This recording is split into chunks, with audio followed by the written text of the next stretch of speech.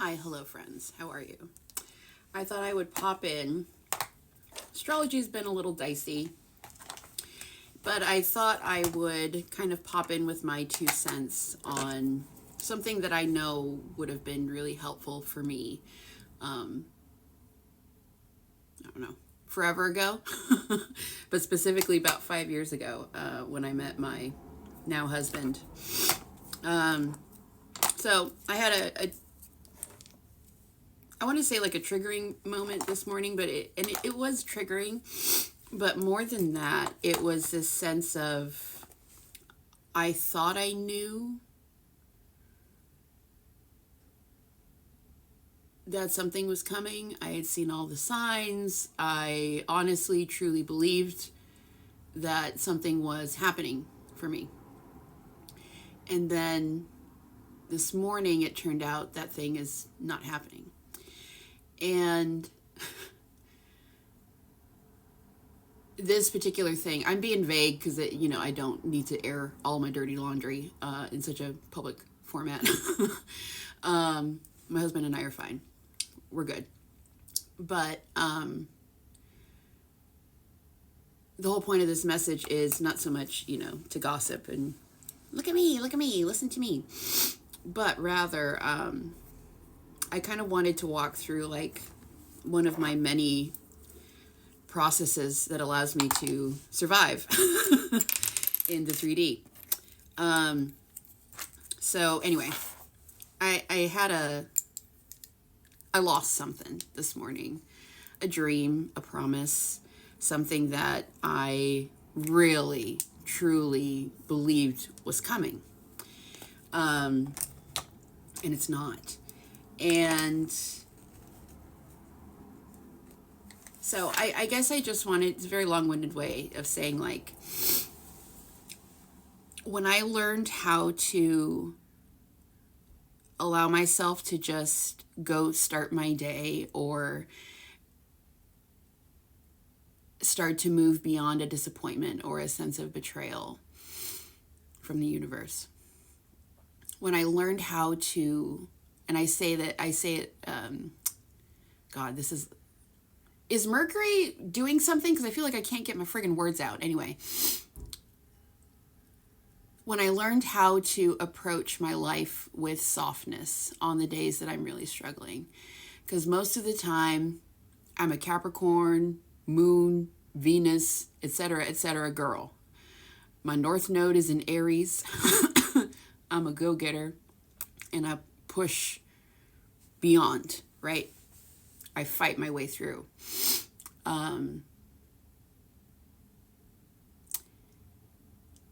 on the days that I can't, on the days when the betrayal from the universe is just too much, and it's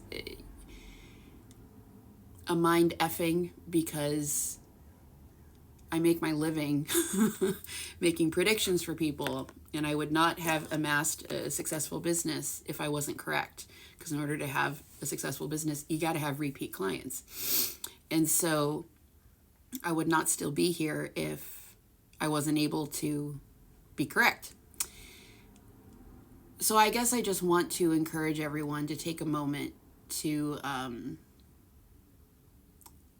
when you find yourself in that predicament, when it feels like you want to break things and you want to rage and you're oscillating between this place of absolute just doom and self-hate and, wanting to throw your fist up at the universe, to your spirit team, and, just when you're suffering.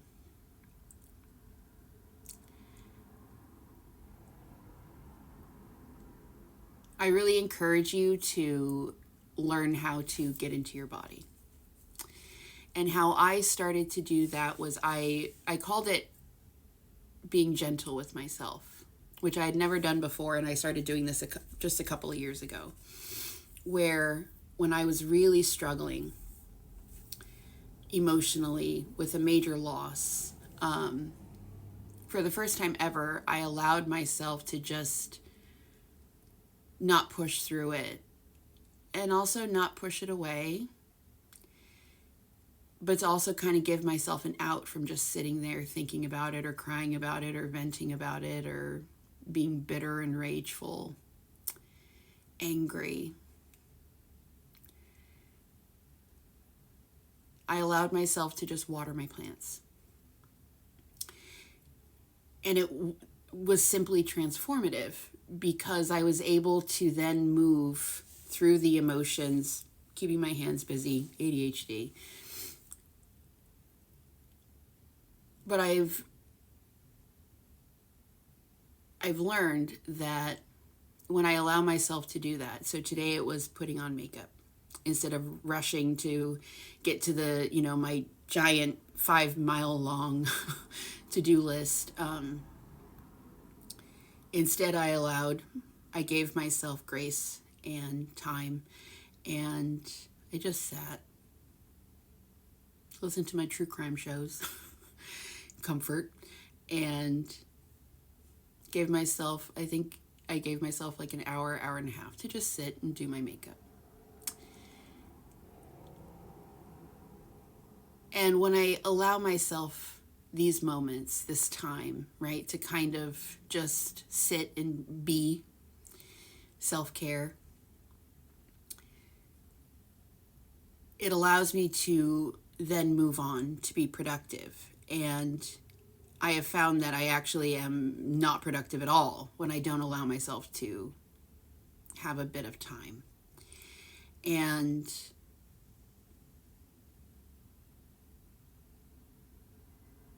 when the wound is incredible, when the wound is not just raw, not just on the surface, but damn near fatal, especially if it's a wound that gets reopened often, try to be gentle with yourself. And that can be something as simple as sitting down and sorting your mail, organizing your makeup bag, doing a little bit of skincare with no pressure to rush, no pressure to do shadow work or investigate or anything like that.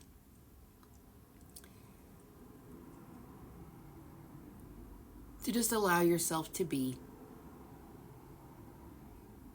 It will help you to pivot into being able to do the things that you do need to do. But I guess, I don't know if this is I don't even know if I'm going to post this because this has basically been a 10-minute ramble. But I don't know. Maybe there's somebody out there who needs to hear that giving yourself a couple of hours, 10 minutes, 15 minutes, 20 minutes of simply just being present with yourself. It's kind of like if you had a kid, right? And that kid had a hell of a day. They got bullied, they fell off the swing set. They brought the wrong paper to the wrong class, and, their lunch was all over the place and their backpack. Like, they just had a day, right? And they're angry and they're upset and they feel stupid and judged. And that kid comes home and they're just devastated, right? Their day was shit. Sometimes the kindest thing we can do for anybody else that's going through a tough time is simply be present. Just be in the room. I do that with my stepdaughter a lot when she's having a day. I just keep her in the room with me. I'm just around. I'm there, but I'm not invading her space, and I'm there if she needs me. But I'm just around. And so days like today, where I was suffering this morning, I encourage you to give yourself the gift of your own presence. To just be there. To just be there while you're doing something else. Just allowing the emotions to be around, but not feeling the need to engage with them. So, I don't know, maybe this will reach somebody out there. Mm.